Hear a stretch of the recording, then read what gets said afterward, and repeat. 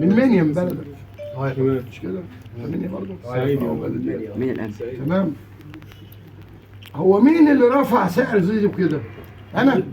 الزمالك. انا لما رجعت كانوا عاملين له عقد في شرط جزائي يدفع حوالي 30 مليون ويمشي.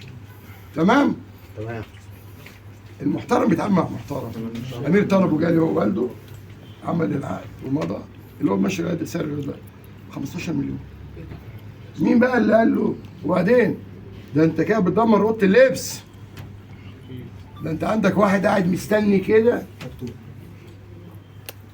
فتوح والله فتوح ده مولد ما تفتيش مستني هتديله كام؟ ده واحد ما بيلعبش ياخد 30 مليون يا جماعه في 30 مليون. شيكابالا؟ طبعا خدهم اصلا عشان جده اسمه عباس يا راجل. هو في رئيس نادي محترم عينه كومبارس اسمها نادي مهنا كومبارس تحزمه وترقصه بالطبله. ايه القرف ده؟ واخدين الكاس لف داير في كل حته. ايه ده؟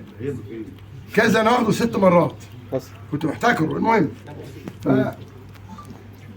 انت وصلت لزيزو كده، بس انت بتشتم زيزو ليه؟ انت كنت عايز زيزو اول ما تاخد الكونفدراليه اللي انا عارف اتاخدت ازاي، تعالى يا زيزو جدد هيجدد. انما جاي وهو خلاص في الوقت الضايع. يعني انت لو هو ابنك، انت عندك ولاد؟ يا فندم. تمام. لو ابنك جاي له 100 مليون ليه هو، واحد بيقول لك خد له 30، انت تعمل ايه؟ هعمل 100 مليون طبعا. مصلحه ابنه. طبعا طبعا ده طبيعي. انت النهارده زيزو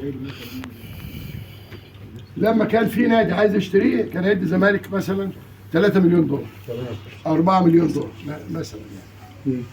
تمام. وهيدي زيزو 2 مليون دولار. حسب ايدك. ما عادش في زمالك يبقى توفر كام؟ 4 مليون. او ما عادش في نادي. ايوه خلاص. فهيدي لزيزو 2 مليون زياده دولار بقى مع 4 في 50 ب 200 مليون.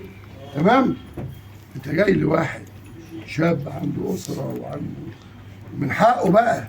هو زيزو بعد المره دي شوف سنه هيوصل كام. فاي حد شتم زيزو ده مع احترامي دول مش محترمين خالص.